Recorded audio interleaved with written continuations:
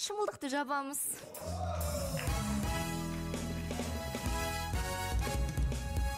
Айттық қой, ол жалы күн жаңа үміткерлердің жауған күні.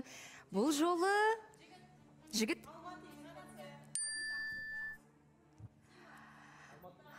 Бұл жолы тағы да қызға келді. Және тағы да сұрақ, кімнің көңіл күйі түсіп қалуы мүмкін? Қымбат? Үміткер? Еңлікке келді.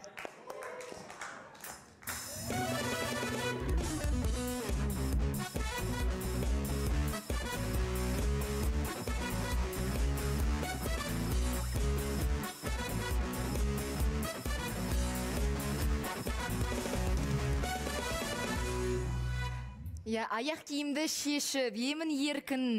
Өмірдің қызығы осы екен ғой деп отырсыз. Сол ауырып кеткен ғой, шешіп қойған ғой. Бәсе бағана мөлдір жарнамада бір айтып еді, орын ауыстырасыз ба деп. Еңлік, Айбат мырза, өте жарасып тұр шашы, бір нәзік қыз болып қалғансыз. Рахмет. Сіз күліп отырсаңыз күштірек болады енді, е? Ана қара шашпен бір күлмейтін Wednesday сияқты отыратын едіңіз. Бұл жолы енді еңлік болып отырсыз. Дайынсыз ғой? Жүрек бос па? Әрине. Шерхан шықты ма ішінен? Кіргенде жоқ қой. Кіргенде жоқ дейді. Бұны естіген Шерхан қалай болар екен? Шақырамыз ба? Келіңіз, жаңа үміткер.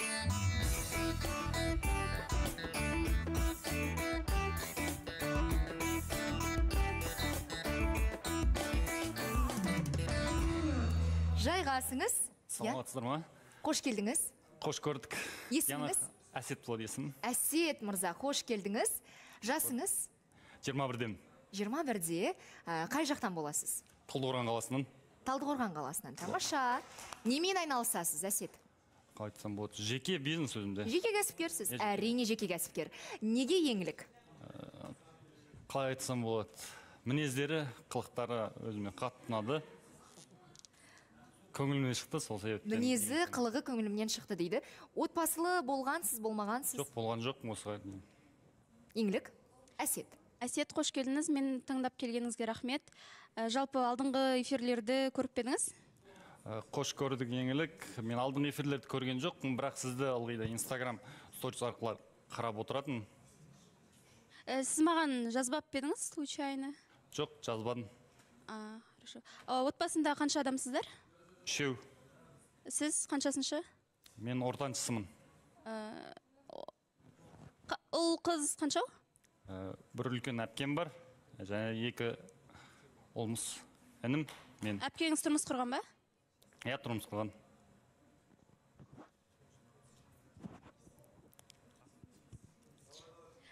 Жалпы ұлтыңыз таза қазақ қой, е? Ұлтым қазақ. Все, главное. Бойын сұрамадыңыз ба?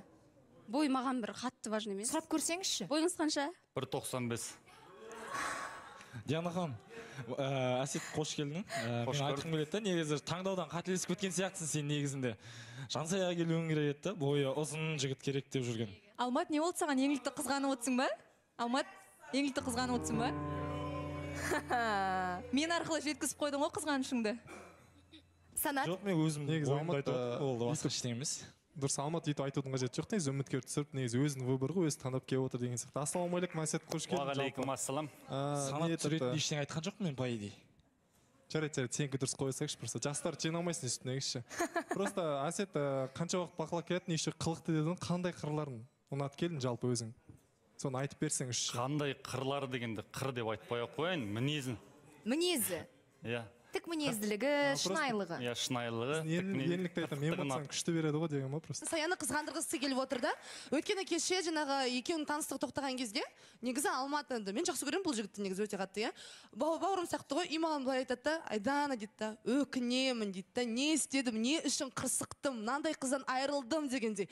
Сондықтан да Алмат өйстіп қайтадан қырсығып мына жаққа өтірік еңлікке сезімім бар дегендей көрсетпей, лучше ана жаққа қарай, пока еще возможно, әрекетіңді жаса. Жоқ, Алмат дегенші, қызғанышын, наоборот, Жансаяға тиісіп арқылы көрсетіп отыр да, Жансаяға көрсетіп отыр. Оны бәріміз түсініп отырық негізі, иә. Жансая, сізді қызғанып жатыр деседі дүйім жұрт. Әсет, саламатсыз ба? Қош келдіңіз. Саламатсыз ба? Қош көрдік. Сізге сұрақ қояйын деп едім. Еңлікті таңдап келгеніңізді ата-анаңыз біле ма? Жаңа айттыңыз ғой. Жеке кәсіппен айналысамын деп, соның ішінде қандай кәсіппен? Бірінші сұрағыңызға жауап беріп кетсем, ата-анам біледі болғанда, тек қана анам біледі. Ақылдастым, сөйлестім, айттым, жарайды, өзің білесің деді. Ал енді жеке кәсіпке келетін болсақ, мен саудамен айналысамын. Мысалы шетелден жаңағы жеміс-жидек жеткіземіз Қазақстанға. Қандай күшті. Айбат. Жаңағы қызғаныш жайлы айтып кетейін деп едім ғой. Енді Алматы жаңа қасымда жүрген інім ғой. Маған да олай айтып қалды. Бір әңгіменің шеті бар. Дейді маған, братан дейді, ана қызды кәдімгідей ұнатып қаптым дейді. Не істесем болады дейді. Мен айтамын, не істейсің енді? Амал жаса дедім, бір нәрсе қыл дедім. Бірақ Жансаяның тарапында енді бір нәрсе суып қалған секілді. Енді Жансая келіп аға деп маған не істейді ғой, еркелеп не істеп жатса, Алмат бүйтіп кәдімгі бұлтиып, бүгін кәдімгі ренжіп жүр маған, сөйлеспей қапты.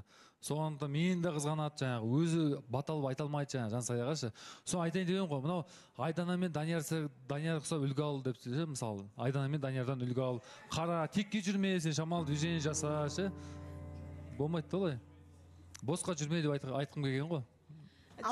Жана ханым, мен осы жерде айта салайыншы, енді бәрі Алматқа жабылып жатыр ғой. Енді Жансаяның да бір несін айта салайын, енді эфир басталмай тұрып, түф, маған бүгін үміткер келсе екен деп Алматқа қарап қояды да, еще тағы гүлдермен келсе екен деп ше.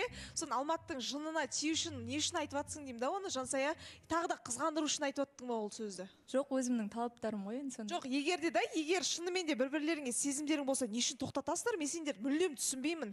Осылай бір-біріңді қызғандырып, бір-біріңді мынаған беріп, анаған беріп жүру үшін жүресіңдер ма сендер? Жарайды, өз басыма жауап берейін. Менде ұнату болды, оны мойындадым. Бірақ менде сезім. Семья болып кеткен жағдайда бала асырап алуға қалай қарайсыз? Қазақта сөз бар ғой.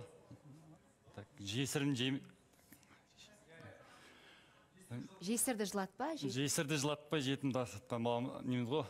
Бірақ негізі өзім қарсы емеспін асырауға. Хамо, жарнамаға дейін сөз сізде қалды. Мен негізі ана ар жақта қалып кеттім, мен оны айтайын ба, айтпай ақ қойын ба? Айта берейін ба? Негізі жаңа айтып жатыр ғой, егер де араларында махаббат болса, неге қосылмайсыңдар депші. Уақыты келе шынайы махаббат болса, олар қосылады. А егер де айырылысып кеткеннен кейін бар бір-біріне деген сезімін сезініп, түсініп жатса, значит, ол шынайы махаббат. Просто мына жерде Алматыда бар. Негізі Жансаяда бар ғой, ол Жансаяда да бар. Оны білесіздер өздеріңіз. Екеуі бір-бірін көрген кезде қалай көздері жайнап кетеді. Енді мына жаққа қарайтын болсақ, жаңадай бала асырап алуға қалай қарайсың деп жатсың Ақбота, екеуі де жап-жас әлі. Үйленетін болса, болашақта 30 жасқа дейін бұйыртса болады. Болмай жатқан күннің жағдайдың өзінде ол кезде уже барып ата-анасымен ақылдасып барып шешуге болады. А негізі қазіргі ситуацияда мына жастарға ол сұрақ орынсыз деп ойлаймын. Иә, ханым, өте дұрыс айтасың. Мен сұрағым болып тұр енді еңлікке. Еңлік енді жаңа шаш, жаңа өмір дейді ғой. Жаңа шашпен жаңа өмір бастаған келген шығар, бірақ мен өткенге оралғым келіп отыр да. Енді кеше 3 құрбымыз дейсіңдер ғой. Жігіт үшін қандай қылып қырылдыңдар, иә. Бірақ енді жігіт жоқ деймін да. Үшеуінде де жігітсіз қалдыңдар енді. Иә, айтпақшы. Құрбыларыңмен татуластыңдар ма енді? Арадағы нәрсені шештіңдер ма? Ақыры жігіт жоқ дейсіз. Ақыры жігіт жоқ. Бізде негізі қымбат екеміздің арамызда ғана болды ғой нәрсе. Және де біз қазіргі таңда үйтіп бір 5 жыл сатындай ондай ситуация болған жоқ қой. Біздің аман саламыз түзу кәдімгідей сөйлесеміз. Енді қазір сенде таныстық басталып жатыр ғой. Таныстық басталған кезде тағы қымбат солай қосылып қалса, бір жерге барып қалайық деп айтып қалса, ол қалай болады енді? Тағы қызғаныш сондай болып жата ма? Если жігіт жақтан стоп қойылса, ондай болмайды деп ойлаймын. Жана ханым, енді мен айта кетейінші, енді мен Шерхан інім ғой, кешеде былай енді шыққаннан кейін кәдімгідей түрі деген енді жоқ болып кетті кәдімгідей да, не болып жатыр деген сияқты. Сондай бір өз-өзіне қатты сұрақ қоятын сияқты, кәдімгідей думкаға батып кетеді да енді.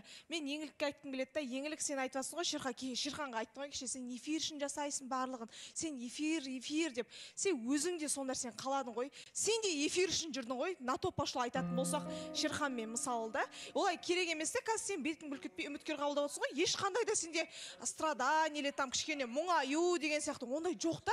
Бір ретте болсын Шерханды көтеріп, осы жерде мақтағаныңды мен сені көрген емеспін. Енді мен не істеймін, үміткерді қайтарып жіберейін ба? Мен Всегда таныстығым кеше Шерханды тоқтат деп. жоқ. Біз жүрген Жарайды, жоқпыз. қабылдай Бізде бер, таныстық пожалуйста. қана. Бірақ та Шерханды всегда сен түсіріп отыратынсың. Жоқ, егер де да мысалы ол саған ұнамаса, не үшін бастадың ғой мен таныстықты? Не үшін оны баланың, короче, басын қатырып тастадыңыз? Мен шанс бергім Хадиша, келді. Хадиша. Өзі оны доказать ете алмады. Эфир жайлы сен айтпай ақ қойшы, Хадиша. Біріншіден. Екіншіден, сен эфирді эфир көкетіп жасағаннан көрсең, сен ол естедім. біріншіден. Мына жерге Екіншіден, ортаға білесің ба, ана жақта Алтынбек қалай қиналып жатыр.